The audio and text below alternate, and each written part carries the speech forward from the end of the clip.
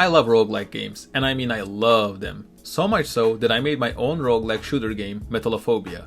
And around the time I was going to publish it on Steam, I was desperate to share it with other people. So I thought, where can I find a group of people who would have the highest odds of liking this game? Surely over at the roguelike subreddit, right? Well, even though you're allowed to post about what they call roguelike likes, let's just say the participants of that subreddit weren't so open-minded. They were mostly complaining about how my game wasn't a real roguelike, and how I shouldn't even be calling it a roguelike game to begin with. I mean, first of all, come on. Clearly, the original Rogue game had such an incredible design that literally thousands of games use the same formula to create great gaming experiences. And now, more people know what a roguelike is than the game Rogue itself. But I digress. Once I was faced with that backlash, that was the first time ever I asked myself the question, what is a roguelike game?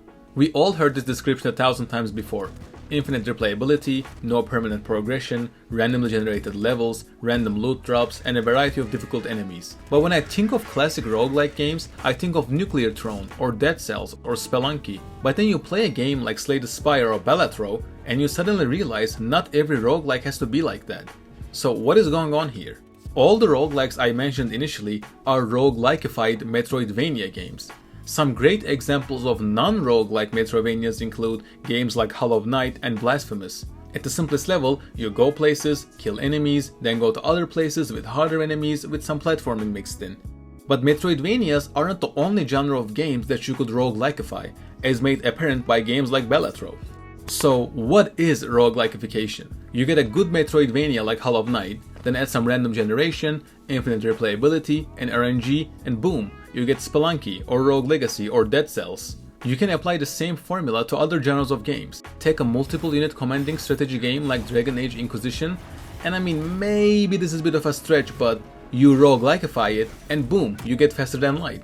You can go even more basic. Take a game like Poker, which is at least 200 years old, then add some roguelike elements into it, and boom, you get Balatro. I mean, wow, so did we just crack the code? You just take a game design that already works, add some roguelike elements, and then profit? Alright, I guess, thanks for watching. But how do you actually roguelike-ify a classic game? For the sake of this video, consider a video game in the simplest sense, where you, as the player, make some decisions in order to achieve a goal. Therefore, for the rest of this video, I will focus my analysis on these two parts. So let's start with the first one. Player agency is crucial because that's what makes you feel accomplished as the player. You picked the right power-ups, you dodged all the boss's abilities, and you were able to beat the level. So how do you create new mechanics in a game that is decades old so that you can give the player more agency? The first approach the roguelike-ified old classics take is to bend the rules of the game. In a usual Metroidvania roguelike, you will come across items and power-ups that will enhance the game mechanics that already exist. And there aren't a lot of items that completely change how the game is played. I believe this is because at their core they are video games and they have fun mechanics to begin with. Before any power-ups whatsoever, in the Schizophrene, you have a superhero-like character with abilities killing various aliens in space. In Nuclear Throne, you're a mutant with a gun in a toxic wasteland. It's already a fun setting. But then when it comes to the old classics, the games themselves are really basic and usually not as fun or engaging as you would expect from a modern video game. So you need to go deeper as the developer to create new avenues of creativity and gameplay expression, starting with the rules of the game itself. We can see examples of these in our roguelike-ified classics. In Balatro, you have tarot cards which allow you to create duplicate copies of cards, or remove cards from your deck, and the next thing you know, your deck has a total of 4 clubs but 8 Queen of Hearts, which means you can do things that are normally not possible in poker, such as a flush 5. We can see a similar example of this approach in Bingle Bingle, where you can freeze numbers on the roulette, making it impossible for the balls to land on them, or shoot multiple balls at once, or do sequences of betting and spinning, none of which you can do in an actual game of roulette. And finally, in Luck Be a Landlord, there are mechanics in place to destroy certain symbols off of the slot machine, where you may want to have a bunch of empty spaces for certain synergies. Or you have symbols that keep track of their state, such as the wine symbol, where it only gives a coin for the first 8 times it appears, but then it ages into fine wine and starts giving 2 coins. An even simpler approach to creating new mechanics is to simply remove certain things that the player can do in the original game and then let the player earn back those powers as they progress through. We can see this approach in Bingle Bingle, which is based on roulette, where you can place a bet on a variety of outcomes such as the color, the precise number, whether it is even or odd, etc. from the first round. But in Bingle Bingle, initially you can only place a bet on the color of the result. But once you pass the first level and reach the shopping stage, you can buy other kinds of bets I mentioned before. Similarly, when you spin a slot machine, you would expect to see a full set of symbols to appear. But in Luck Be a Landlord, you actually start with just 5 symbols and a whole lot of empty spaces for you to fill out with symbols that you purchase as you progress in the game. You can even bend the odds in your favor by stacking your favorite symbol or removing symbols that you don't like afterwards. With these new design ideas, you can go ahead and recreate a classic game juiced up with roguelike mechanics. But why should anyone play your game?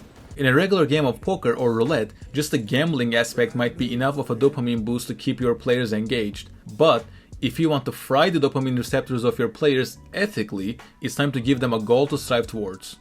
So how do you keep a player motivated to keep playing usually? The progression of most Metroidvania roguelikes follow the classic video game formula of defeat bad guys, progress to a harder zone, defeat even worse guys, sprinkle some boss fights here and there, and then once you run out of original content, do some loops or other kinds of infinite replayability. You can do this in an old classic too. For example, in Peglin, you are playing pinball, but the resulting points are turned into damaging abilities which you use to defeat waves of enemies and bosses. But it still boils down to the general idea of keeping the fun aspects of the old classic while changing the end goal. For example, a regular game of pool would be played with 2 players, where each side is trying to sink all of their balls before the other one. Conversely, in Wreck and Slay, instead of trying to score all the striped balls before your opponent, you are trying to destroy all the evil balls by utilizing the randomly placed holes around the field or by other means. All these creative methods the developers use to turn an old classic into a fun game of killing bad guys and defeating bosses is great. But now, it's time to focus on the other approach the developers may take to make an old classic fun. At the end of the day, big number, neuron activation, monkey happy. But it's not as simple as that. Just getting to a larger and larger score would eventually get boring. And also, who's to say what is a good score? One moment you'll be happy that you scored 100,000 in one hand of Balatro, until you see the hand that scores 7 sextillion. Which is why having a moving goalpost of ever increasing score requirements is a great way to keep the players engaged. We can see this in Bingle Bingle or Luck Be a Landlord, where the score requirements are constantly going up as you progress. But Balatro takes this approach a step further, and in a genius way, it really pushes players to learn the game at a deeper level and understand what's possible. Instead of linearly increasing the score requirements, like you would see in Luck Be a Landlord, Balatro expects you to increase your score exponentially? I feel like calling this scaling exponential doesn't do it justice. Maybe we should call it astronomical scaling. If you really think about it, the exact ante values do not matter. These antes are simply daring you to reach the scaling levels that the game demands from you.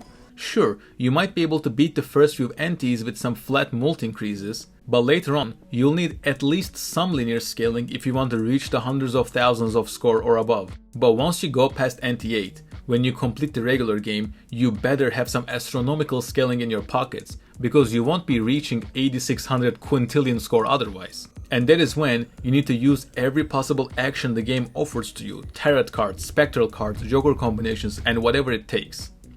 And that is how you can take an old classic and turn it into a modern roguelike game. Out of all the Roguelike-ify classics mentioned in this video, which one is your favorite? What other old classics do you think could be roguelike-ify to create a great gaming experience? Make sure to comment your answers down below and subscribe if you like this video. Thanks for watching. Hope to see you next time.